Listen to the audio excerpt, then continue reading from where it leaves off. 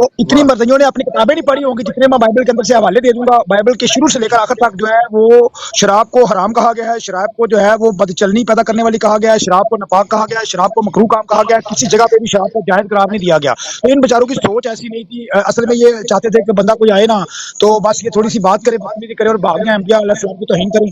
तो जैसा मैंने पहले कहा कि बाइबल मुकद्दस में कभी भी किसी जगह पर भी किसी अंबिया अलैहिस्सलाम की कोई तौहीन मौजूद नहीं है।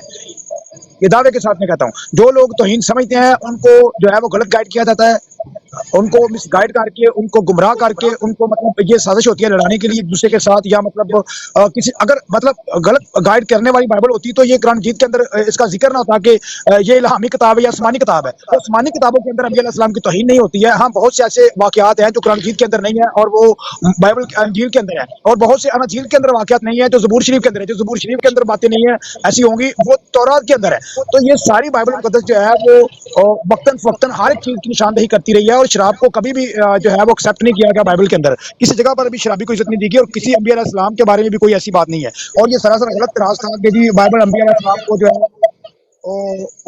जो है वो बाइबल अंबिया अलैहिस्सलाम को जो है वो शराबी थी, ये भी गलत है। मज़हबियों के ये एतराज़ात बनते ही नहीं है। दूसरी बात यह अच्छा, है जहूर भाई, ये आदि जो little knowledge is very dangerous है।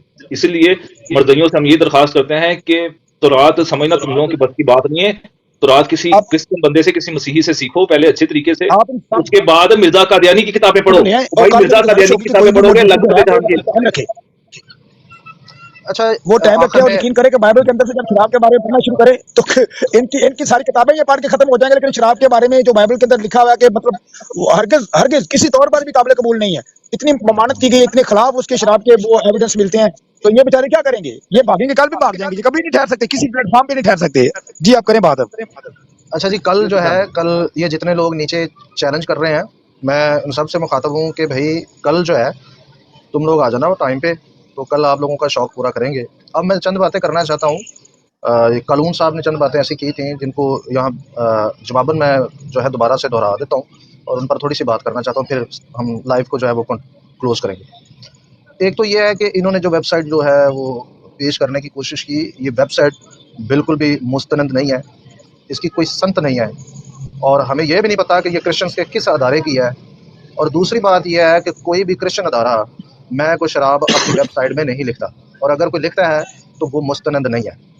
तो जब भी आप डिबेट करने आते हैं या मुनाजरा करने आते हैं तो बराए मेहरबानी आप किसी किताब का रेफरेंस दिया करें, उस वेबसाइट से आप रेफरेंस लगाएं जो मुस्तनद है, और किताब से हवाला दिया करें। इसके बाद मैं ये भी बताना चाहता हूँ कि आपने जो बाइबल मुकद्दस के मुकद्दसीन पर जो आपने ज़ुबान चलाई है कानून साहब ने, तो आपको ना तो मैं का पता है मैं किसे कहते हैं। इवन कि आपको हम ये भी पूछ लें कि इब्रानी में मैं के लिए जो लफ्ज़ इस्तेमाल हुआ है वो कौन सा है, और शराब के लिए जो लफ्ज़ इस्तेमाल हुआ है वो कौन सा है। उसके अलावा मैं की कितनी इकसाम होती हैं ये आपसे पूछ लें तो आपके बड़ों को भी नहीं पता, और अगर आपसे ये पूछ लें कि शराब की कितनी इकसाम होती हैं तो आपको वो भी नहीं पता। दूसरी बात वो यह भाई है पता कि है इनको,